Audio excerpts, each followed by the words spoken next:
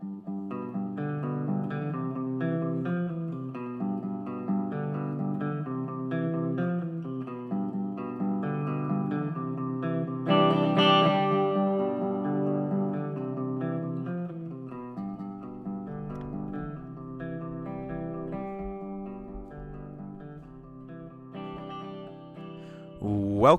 to the Movies of the Damn podcast. My name is Kyle Grant, and I'm sitting here, as always, with my friend and published horror author, John Hunt.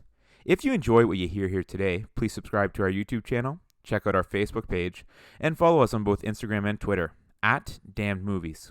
Email us any questions, comments, and suggestions to moviesofthedamned@gmail.com.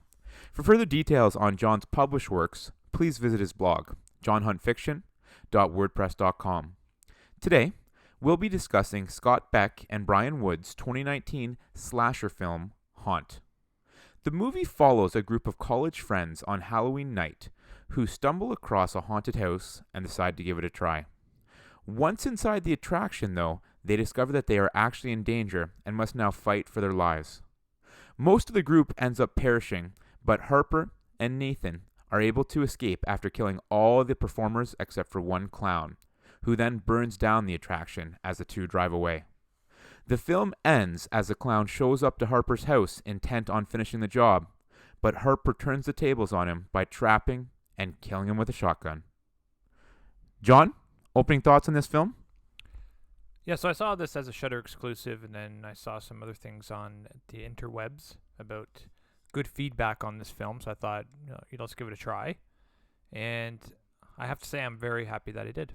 Yeah, no, I'm not going to lie to you. I had never heard of this movie. Yeah. But again, I like your suggestions, and they're usually pretty good ones. And as we've said many times, love Shudder. So as soon as you kind of said, oh, let's check this out, and I kind of looked at some Rotten Tomatoes, as you know, I love the critic scores. Yeah, you and do. I'm like, yeah, let's watch this one. And I'm glad we did as well, because I was impressed by this movie.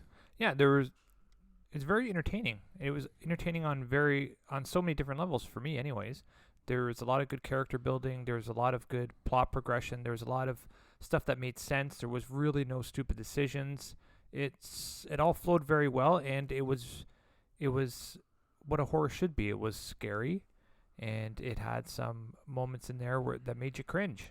And I was scary, all for it. Enjoyable, a good movie watching experience. You kind of you've brought this point up before, John, where you kind of like, you have some movies where you're kind of checking your watch, you're like thinking about, oh, what do I have to do after this? Oh, I got to make dinner, I got to do this for the kids. But I thought that this movie was just kind of like a quick sit down watch. You're engrossed, you're enjoying it the entire time, and then it's over. The one thing I have to disagree with you with, though, is the stupid decision. I was with you. The first half of the movie, I thought, oh, this all makes sense, this all lines up, there's no dumb choices. But then I thought in that way, it did unravel a little bit, kind of closer to the end, maybe the last third of the movie. But it didn't really hurt my enjoyment because of how well it was set up to that point. Okay. So, specifics. Well, I think the best way we can kind of get to that is kind of work our way through the movie, and then it'll kind of come up what I have a problem with. Let's do it. But right off the hop here, so we have this group of college friends, I'm going to call them. Yeah. Now, yes, Harper and Nathan didn't know each other, and they kind of met that night, but they had kind of associated friends who knew each other. They're almost kind of part of the same friend group, so to speak. Yeah, for sure. Yeah. And almost kind of like a bit of a love interest sparks right away. Yeah, they're clearly interested in each other. Definitely. Yeah. And so then the group decides, hey, it's Halloween night. We're not digging, where were they, like a club or something like that? Yeah, they did something that wasn't just jiving with everyone, right? Yeah, so hey, let's go and find this haunted house. Yeah. And so as they're driving to this haunted house, Harper has them turn down the wrong road because she believes they're being followed, correct? Yep. Yeah, makes sense to me. Yeah. And then as they turn down that wrong... Well, they built that up with the crazy ex-boyfriend. Yeah, right? Exactly, right? I'm just kind of saying a little bit of a recap of what happened. Sure. And then as they turn down this road and then they pull over, out of nowhere, a haunted house pops up. Yes. Not the one they're going to, but one pops up. And generally, if you're listening to this, you're like, well, that's ridiculous. But they did such a good job of kind of covering their tracks and making it make sense. Because what did they do in 2019? Or I guess we're in 2020 now, but this was a 2019 film, was it, I think? It came out, in 2019. What would a college student do at that point? They check their phone. Yeah. They look at Yelp, and you hear the one character said, oh, it only has one Yelp review, but it says here they're donating everything to Red Cross. Let's give it a try. Yes. Perfect. Yeah. That explains everything, right? Because it not only explains everything, it like lets their guard down. It makes them think it's legit. That this haunted house they weren't going to out in the middle of nowhere. It has a rating on Yelp, and they're donating the Red Cross. You know what I mean? It kind of it makes your suspicion meter go to zero. And you know what? It's so funny, but just one line of dialogue completely solved the issue for me. For sure. If that line of dialogue hadn't have been in there, Yeah. and they would have been like, oh, we're in the middle of nowhere and there's this haunted house here, let's go check it out. Yes. I would have thrown my hands in the air. I would have been like, this is ridiculous. But Yeah. I just thought that one single line was so clever and just helped make it not a dumb decision. Yes. However, at the same time, it's like you're watching a horror movie, so you're going to project your decisions on other people based upon watching a horror movie. These Yeah. kids are going out to find a haunted attraction, right? And they stop over the side of the road to try to find out where they are, and these lights come on. You have to look at two things here. The people who are setting up this haunt are looking for victims, Yeah. but they don't want to get too many victims. Oh, Because then it's- it can't be full where there's a million people in Yeah, there. it just can't be. You have to it has to be the people that stumble across them. So I wouldn't have had a problem even if they didn't check their Yelp, because that's what they were going out there for.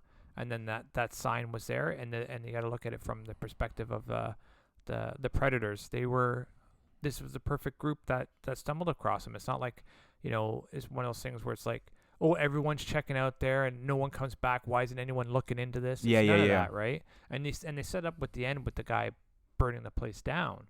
They do this and they move on. To cover their tracks. Exactly. That was so smart. So then they kind of get to this haunted house and things are weird and creepy right away. But again, the people who run these haunted house attractions always try and make things weird and creepy, Absolutely. right? Absolutely. And the kind of the person who first met them wouldn't talk to them and just like put your cell phones in here, Yeah. kind of pointed, making them sign the waiver. I know you would have liked that. Yeah, and The cell phone part? because again, the cell phone helped with the story. Yeah. And then if they still had their cell phones, it would always been in my head, why aren't they trying to call someone, Yeah, right? Why aren't they getting help? Yeah. Oh, and so that's as kind of I opened with John, that like the start of this, everything is just lining up so perfectly, and I'm like, this is a hidden gem here. Yeah. How have I not heard this? Yeah. And then it got good, and then the next thing, which is a typical scary movie thing, is like things start to go bad, so let's split up, which is always the dumb decision. But here, it's just the way the haunted house was set up, where you kind of hit a fork in the road, and I believe the choice was, I have it written down here, safe or unsafe. And so Yeah. half the group goes down safe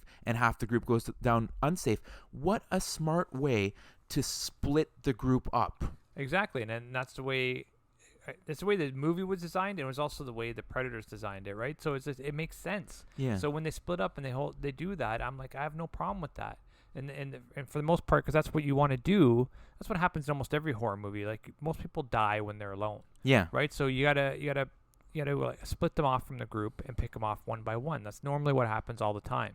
And when you run into problems is like when they split up and it doesn't make sense. Yeah. Right? Then you're But this does make sense. This makes sense. So then you're on board. You're buying in and you're enjoying it, right? And so at that point, just to take us out of the progression of the plot here for a second, if you're in this haunted house, Yeah.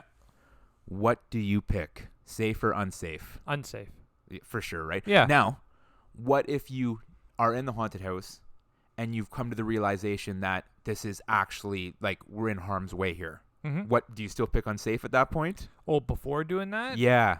Yes. I think I'd pick it more. Just because you're like, oh, this is reverse psychology here. I'm going to reverse. Yeah, no, exactly. And I was thinking the same thing too, right? I just wanted to see if you're on the same wavelength Yeah. of me. Yeah. But one thing that I did leave out is kind of right before that, they come across kind of on the other side of the chain link fence, Mm-hmm. the girl screaming for help. And Yeah. it looks like they're like, are they going to brand her or something like that? Yeah, that's what it looked like, a branding. Perfect cover, though. You Yeah. don't think it's real. You think, No. oh, this is part of the attraction. Oh, this looks real because they're I doing a know. good job here, right? I know. So well set up. I know. And what's good about it is because, once again, as the audience member, you know you're watching a horror movie. Yeah. So you know that scene is actually real, and that you kind of feel tension on behalf of the people that don't know it's real, because you know something's coming. It's just a clever way to build suspense. Clever is a really good word there. Yeah. And then they also went through that one tunnel. Like, I don't even know how to describe it, but it's like there's the bridge and the tunnel is surrounding you and it's kind of spinning. Yes. Have you ever been in one of those before? Yes.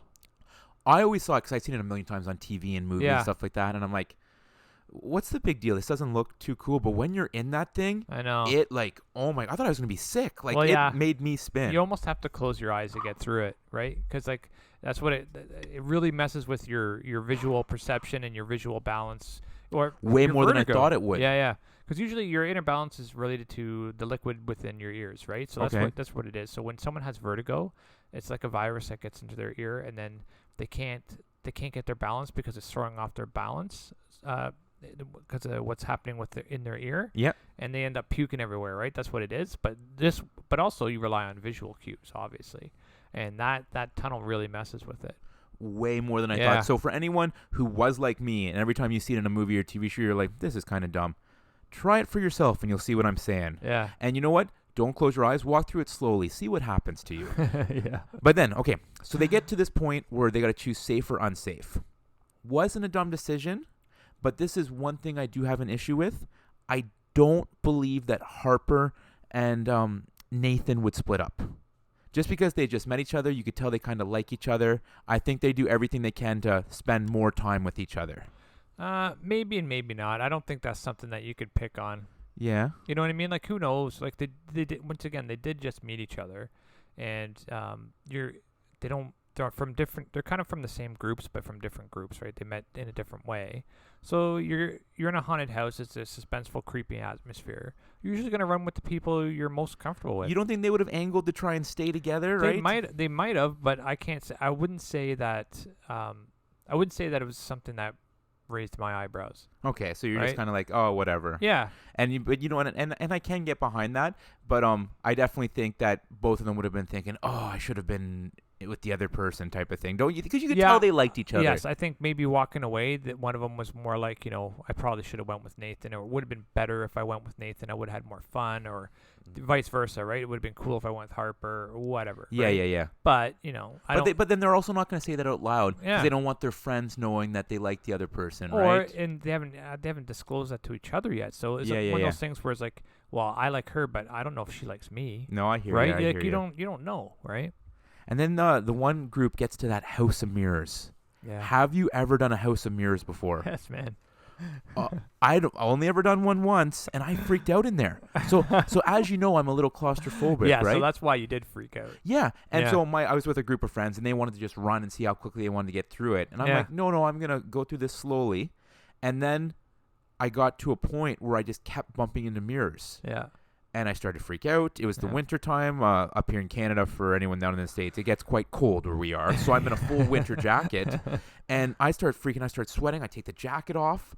Like I thought I was gonna be sick. I was close to taking my shirt off because that's how uncomfortable I got. And then I saw my friends around the corner, and everything was okay. Everything worked out fine. Everything worked out. You know what I do like that about this film is that because they seem to pick the ones that were most uncomfortable, Yes. right? So the maze of mirrors, spinning room, right? Like those are really uncomfortable experiences. And if you ever been through them, it would have been so it's a good way to reach the broadest audience with the most uncomfortable situations. Yeah. So I really like that. And maybe that's why I like this movie so much, John. That brings up a really good point. Is that yes, things were smart and things lined up, but it also brought back so many memories for me. Well, yeah, you were able to relate immediately because that's something Yep. you experienced. Yeah, definitely. Right, so that's why I think it's a clever thing. Like they picked the right ones, right? And then on the relate thing, everyone out there has done that Halloween kids thing. Stick your hand into this blind Mm-hmm. Yeah, dish and guess yeah. what it is.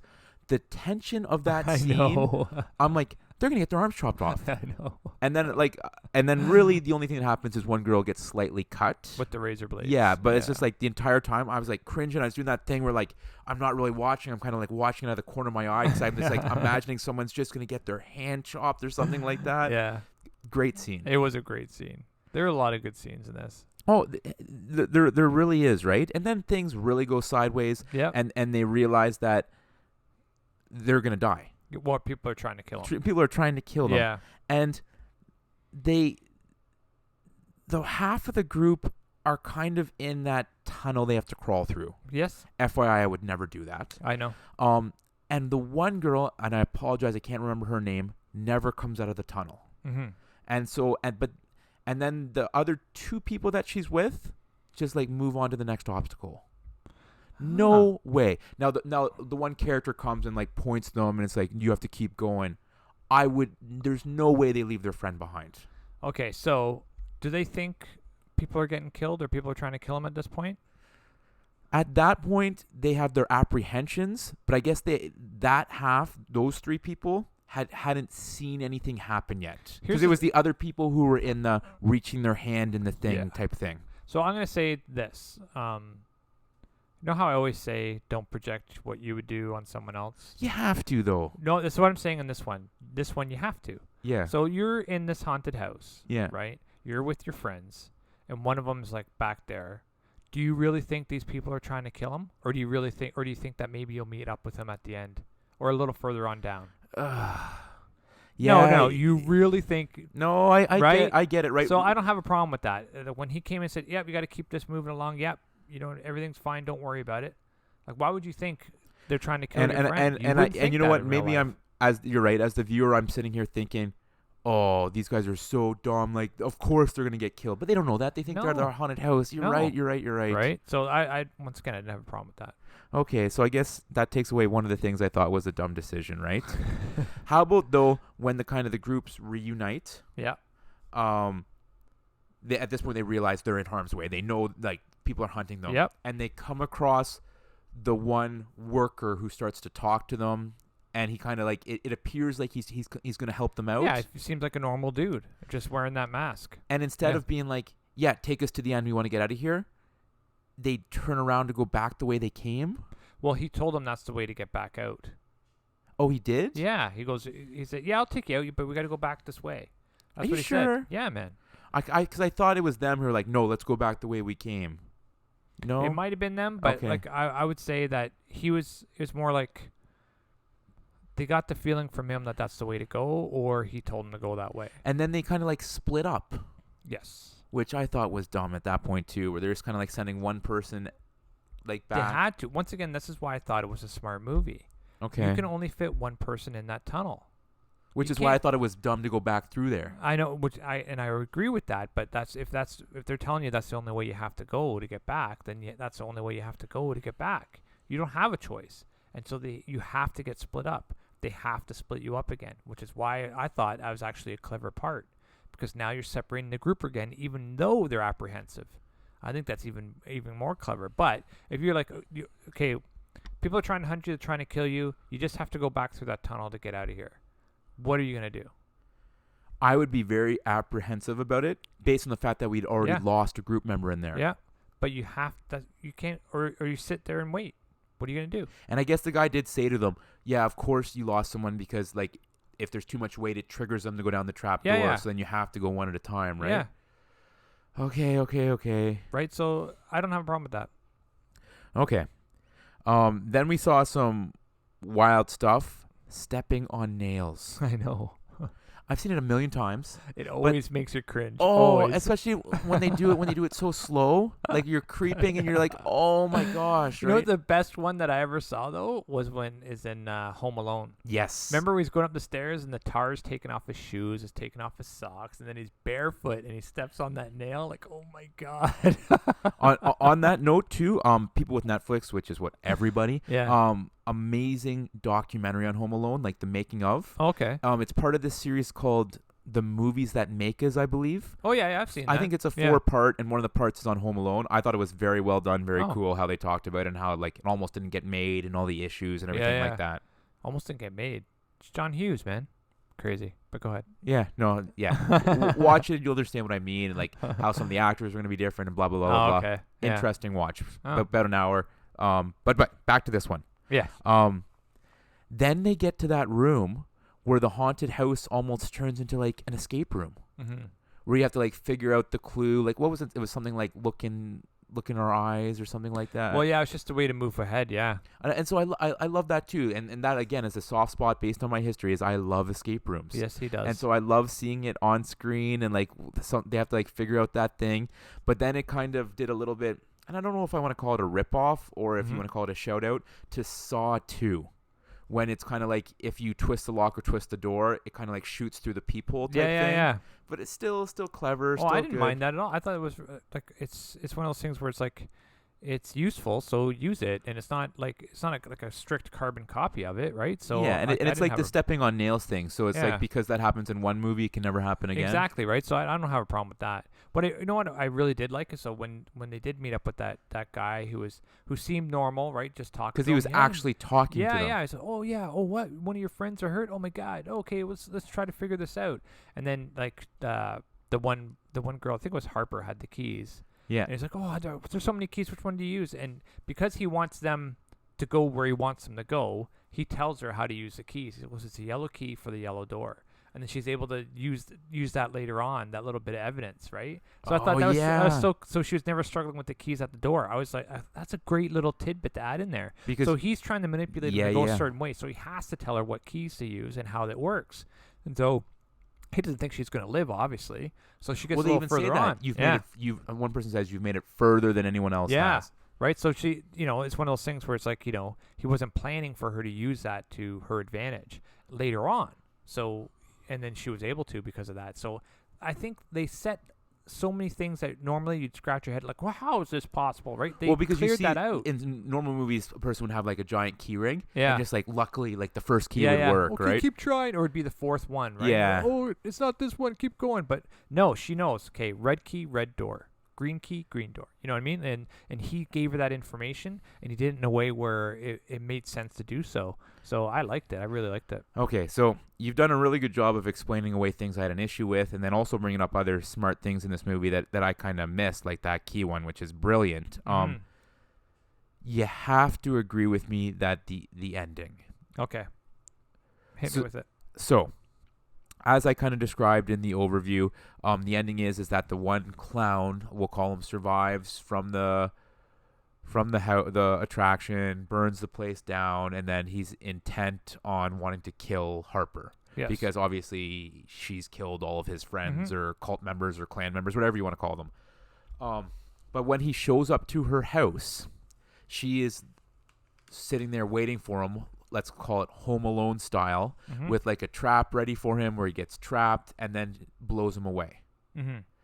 So like 2 issues. Number 1, this group of people was so calculated in everything they did. Yeah. You even talked about how calculated they were with manipulating them and getting them to go back the way they came, and so planned and so succinct that he just randomly drives to her house like in the middle of the day without planning, just to like kind of barge in and shoot her. Issue number 1. Issue number 2. So you're telling me that after she was released from the hospital, she set these traps up and was just like awake 24 hours a day just waiting? Well, my whole issue with that is a different one. Why was he at her house and not Nathan's? Yeah. So she was just like, that's, you know what I mean? Like, I just mean like she gets out, she thinks this might be a possibility, so she makes all these arrangements to protect herself and her home, right? Yeah. She does all this, but Nathan escaped too, so why wouldn't she think, well, he could be at Nathan's house? Yeah, it would have Like, why would she worked just- better if Nathan was there too. Yeah, you know what I mean? Like, why just, you know what I mean? Like, there's 2 people that escaped, 2 people that killed everyone. Why just Harper? There's nothing there to say that he was intent only on her, right? It's like there's no meetup between these guys earlier that made it personal between him and her. Yeah. Right? There's no reason for that. That was my issue actually. Like, why not Nathan's house? But you get what I'm saying about like what she was up 24 hours just waiting? Yes. So yeah, but it's just one of those things where, yeah, I do have a problem with that as well. I did, and I think I noted that. I did note that. I noted that not necessarily that she stayed up the whole time, right? Because it's really that stuff's really simple, right? They didn't show it, but it's like, if you think someone's coming to kill you, why aren't you involved in the police? Like, you have a phone and shit like there now. Yeah. Right. There's lots of things that she could have done to not be in the situation that she was. Right. Like, she has a very valid story with the injuries that she came in with. Nathan could have backed it up. There's no reason why that she would be the one to do that. Yeah, exactly. Right. So, I wouldn't say I'm in love with the ending.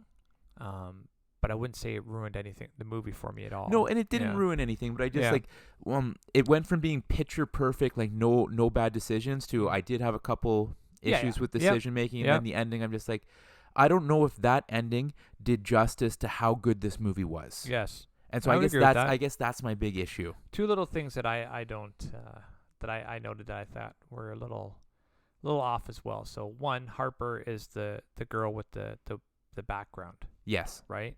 The troubled background. Why do they always have to have a troubled background in order to survive these movies? It could just be a normal person, right? Why do they always have to bring that up? To me, it doesn't make the character interesting.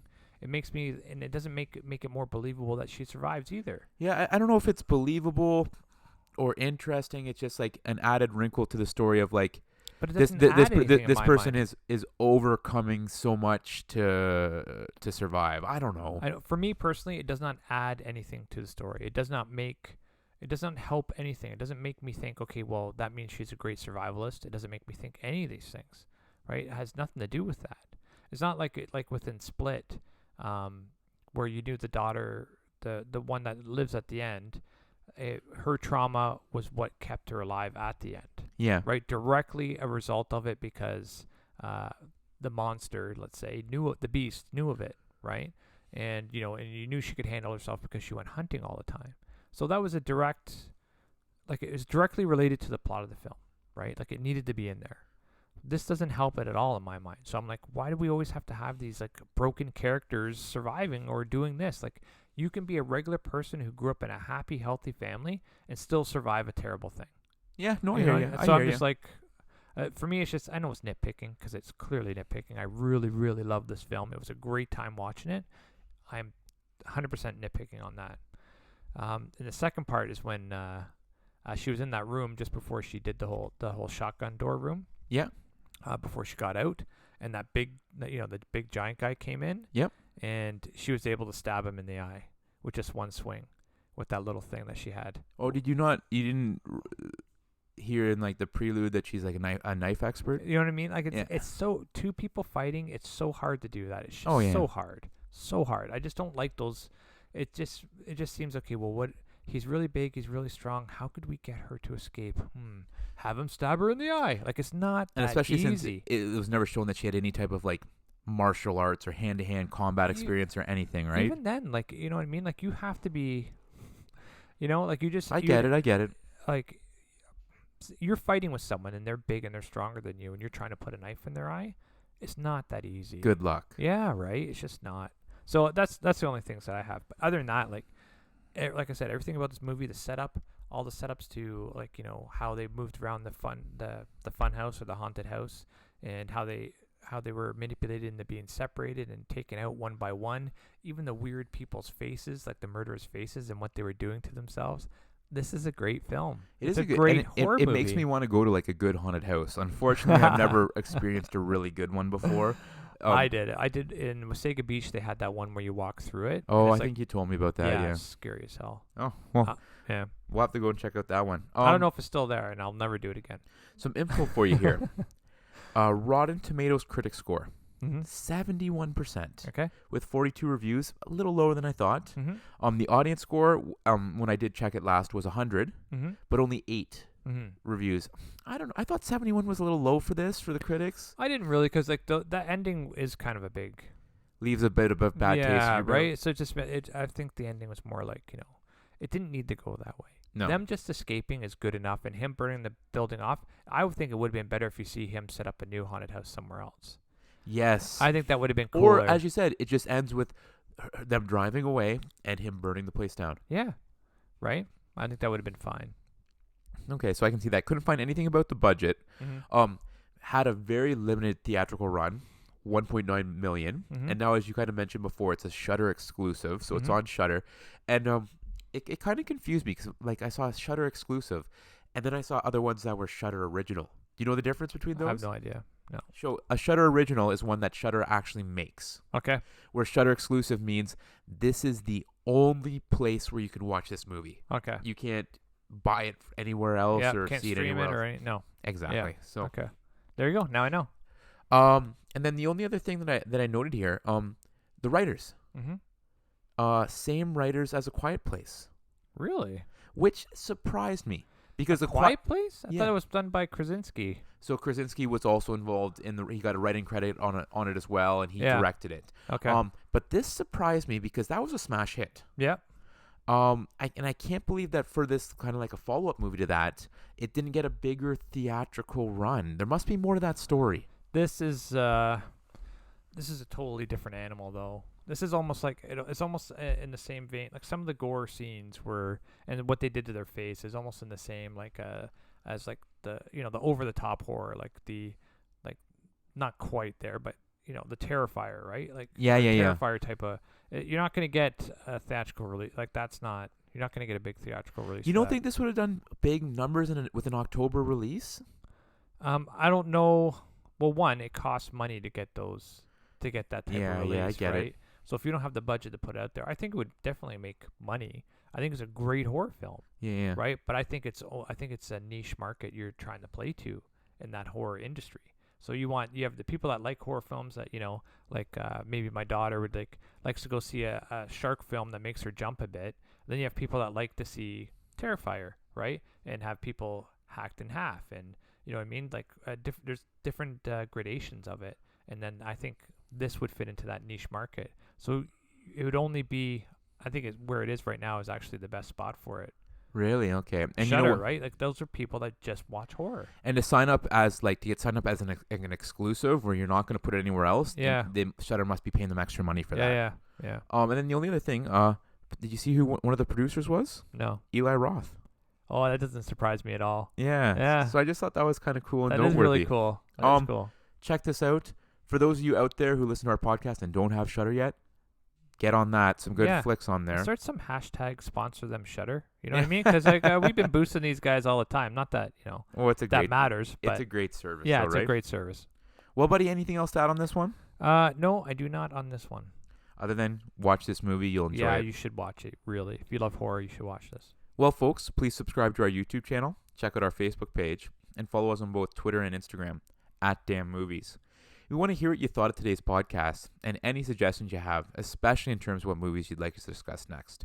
Send us an email to moviesthedamned@gmail.com. Please also check out John's full-length novels. His first two novels, Dollhouse and The Tracker, are Amazon bestsellers. And you can also order his novella Balance, his book of short stories, 4 Shots of Horror, and his newest novel, Off the Grid, on Amazon right now.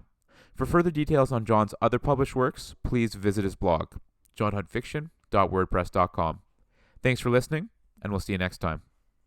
Okay, and for you dedicated horror people out there, me and Kyle are going to be at Texas Frightmare 2020 this year, and it's the May 1st weekend.